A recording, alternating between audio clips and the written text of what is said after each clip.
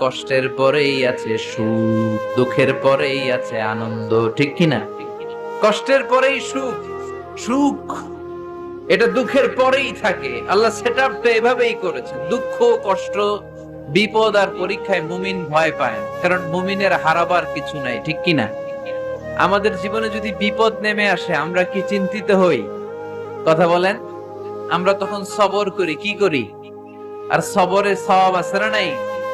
কারণ মুমিন জানে রাত যত গভীর হয়, অন্ধকার তমানিসা ভেদ করে সুবহে সাদিক হয়। মুমিন জানে গর্ভবতী নারীর পেটের যন্ত্রণা যত বাড়তে থাকে, নতুন মেহমান আগমনের সময় ঘনাতে থাকে, ঠিক কিনা? মুমিন জানে মুমিনের উপর বিপদ কষ্ট যত বাড়তে থাকে, সুখের সময় ঘনাতে থাকে, কাছে আসতে থাকে। চিল্লায় বলেন ঠিক কিনা? এজন্য আল্লাহ বললেন ফাইন্না মাআল উসরি ইউসরান, ইন্না মাআল উসরি ইউসরা। ও নবী, চিন্তা করবেন না, পেরেশান হবেন না। মাক্কি জীবনে আপনার দুঃখ কষ্ট, কিন্তু কিছুদিন পরেই মাদানী জীবনে আপনার জীবনে সুখ নামিয়ে দিবে কে? আপনার জীবনে আনন্দের বন্যা বইয়ে দিবে কে?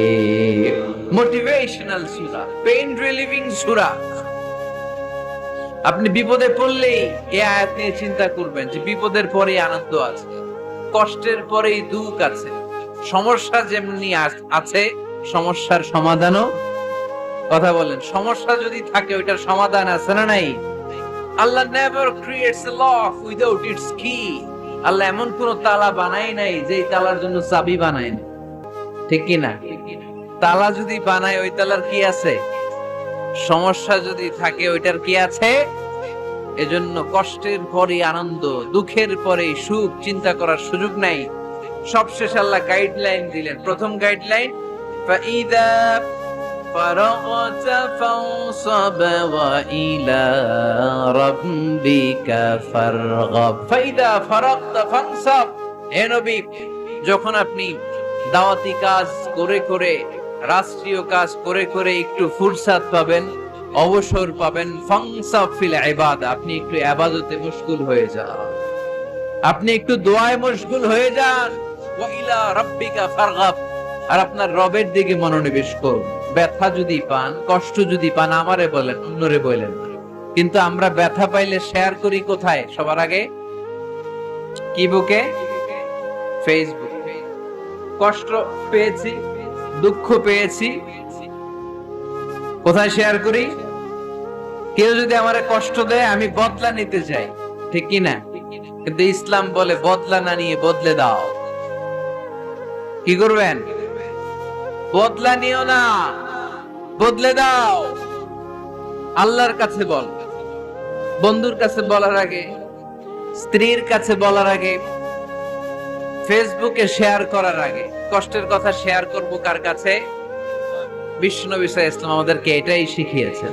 এই শিক্ষার মধ্যে দিয়ে গোটা বিশ্বকে তিনি চেঞ্জ করে দিয়েছেন। তার নাম, আওয়াজ করে বলতে হবে, তার নাম মুহাম্মদ সাল্লাল্লাহু আলাইহি ওয়াসাল্লাম। এই সূরা থেকে আমাদের জন্য শিক্ষা হচ্ছে, আমরা বিপদে আপদে সব সময় ভরসা রাখবো একজনের উপর। তিনি কে?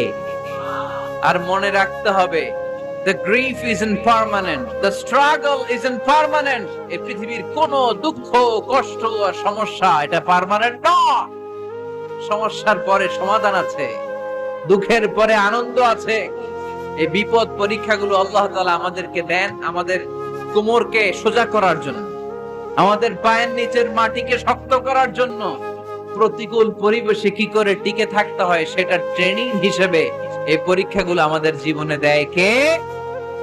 আর ফাইদা ফারাগতা ফানসাব, ফাইদা ফারাগতা ফানসাব। ও নবী, যখনই আপনি অবসর পাবেন, অবসর সময়টা আমরা কাজে লাগাবো। রাজি আছেন তো?